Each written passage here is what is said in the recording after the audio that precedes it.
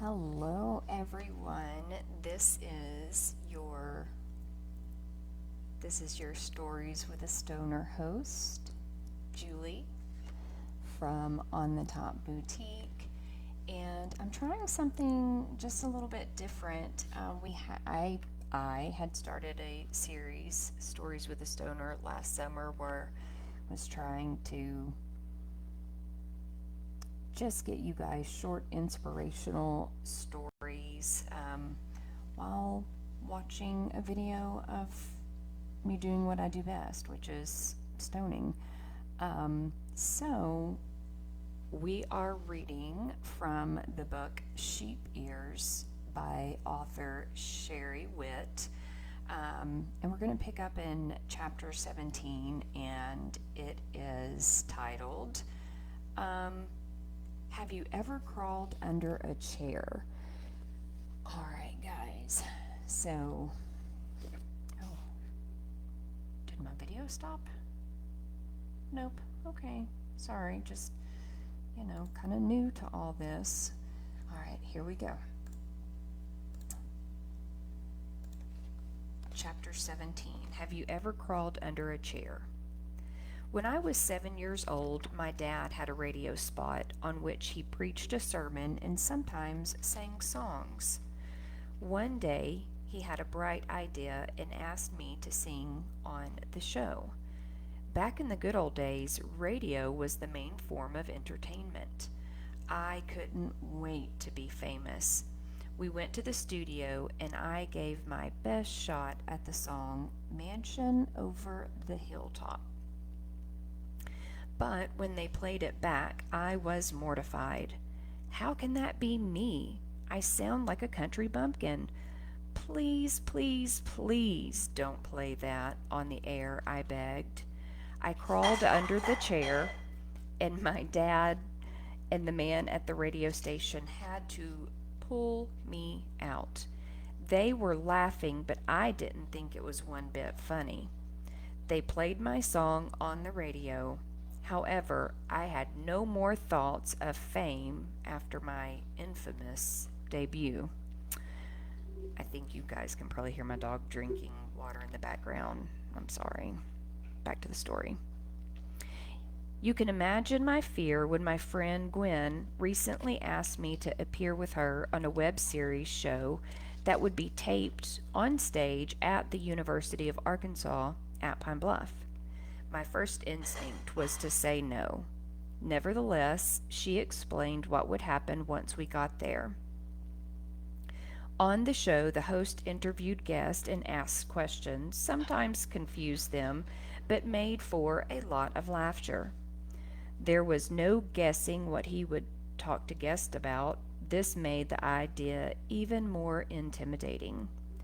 I remembered what Joyce Meyer preached: even if you're afraid, you can still do it. Afraid. In Isaiah, God said, "Don't panic, I'm with you. There's no need to fear, for I'm your God. I'll give you strength, I'll help you. I'll hold you steady, keep a firm grip on you." Isaiah 41:10. I had a flashback of hearing my radio song and thought, oh well, at least I won't be singing. I told Gwen that I would appear on the show 3 weeks later. In the green room, which was really a converted restroom, Gwen and I held hands and prayed that we would give honor to God, only say what He wanted us to say, and keep our mouths shut if we weren't supposed to say something. I nervously watched the door, waiting for it to swing open and have the runner tell us that we could come to the stage. She laughed when she saw me sweating.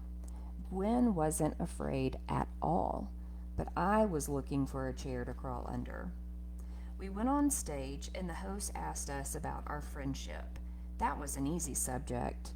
Next, he asked about a town I used to live in, and I mentioned a song my mom and dad wrote when they were bored. All of a sudden, I heard myself singing "There's a Snake" in front of a live audience. Then I made a funny face and made me, oh, that made me look like I had four chins. And Gwen did her Bucky Beaver face. We covered some other subjects, and then he had us make some closing remarks. Wisdom from our days on earth. We left the stage and hugged each other. We recounted the things we each regretted having done. Why did I sing that song? Why did I make that horrible face? I'm not sure I conveyed what I was trying to say. I should have looked into the camera when he asked us to talk to the audience. The man who was removing our microphones said, I don't know what you ladies are talking about. What you said was great. So maybe it wasn't so bad. At least I'd confronted my fears, and my friend was proud of me. But over the next 2 weeks, I kept mulling it over and over in my mind. Why did I start singing that ridiculous song? I have the worst singing voice. Why did I make that crazy face? I must have looked like an idiot. Then, one day, God answered me. I needed to see if you would be a fool for me.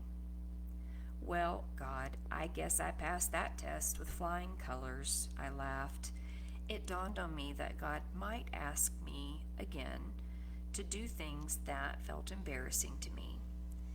Even if it seemed foolish, my willingness to perform might free others to be uninhibited, since I was far from perfect. And God did.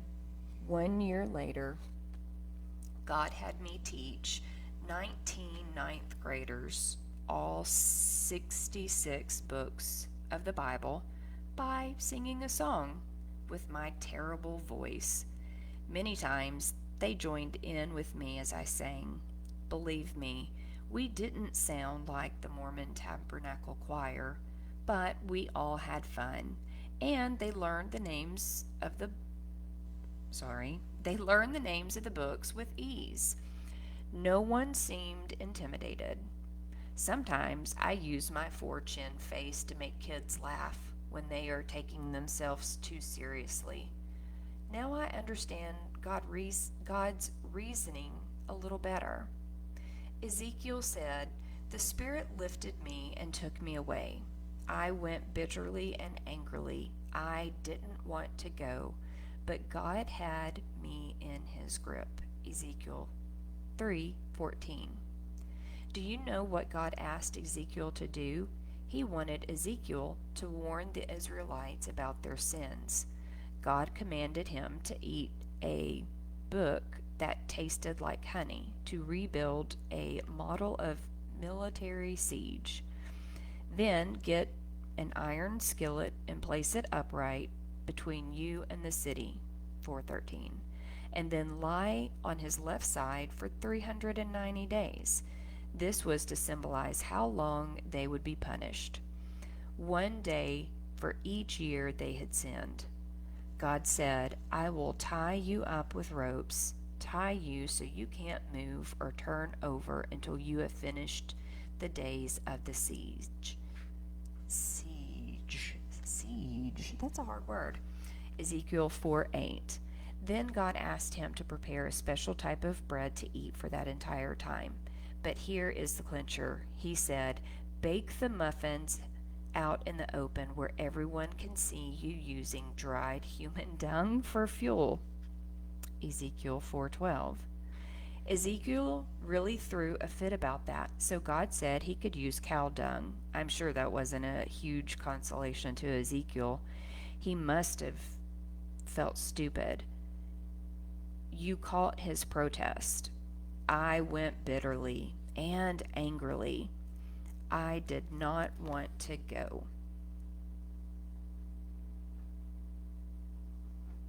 Oh, my video stopped. Let's play it again. Alright, back to reading. You caught his protest. I went bitterly and angrily. I did not want to go. But Ezekiel did what he was told in spite of how he felt. He was definitely a fool for God. God might have even asked Sherry, the little girl who once crawled under a chair, to appear on a web series or to publish a book for the world to read. In 1 Corinthians, Paul says, "Brothers, think of what you were when you were called. Not many of you were wise humans. I am so sorry. Not many of you were wise by human standards. But God chose the foolish things of the world to shame the wise. God chose the weak things of the world to shame the strong." 1 Corinthians 1:26 through 27, NIV. So even though Gwen and I didn't make the final edit, I guess I was qualified. The scripture also qualified me to be an author. Just call me a fool for God. Do you feel inadequate or unqualified to do the job that God has has set before you? Maybe you need to read 1 Corinthians 1:26 through 27 again. I bet you're more qualified than you thought. So get out from under that chair or whatever you're hiding, wherever you've been hiding. God has something for you to do, too. It can't be anything worse than what he asked of poor old Ezekiel. Okay, guys, so that's chapter 17 of the book Sheep Ears by author Sherry Witt. You can go out on Amazon. I will put the link in the comments to purchase her book, because after each chapter she does have kind of an introspective look for yourself. She asks a couple of questions, and then she offers some scriptural based answers along with where they're found in the Bible. So yeah, I hope you guys enjoyed that. I'm going to try to continue this series, and we'll keep checking out this beautiful navy blue lyrical costume. It was absolutely stunning on stage. As you can see, it's going to have a lot of rhinestones on it. We're talking complete coverage. So thank you guys for stopping by. As always, I appreciate you. I want you guys to have a safe day. Sparkle on, but be kind as you do it. And come back and listen to Stories with a Stoner tomorrow. Thanks. Bye.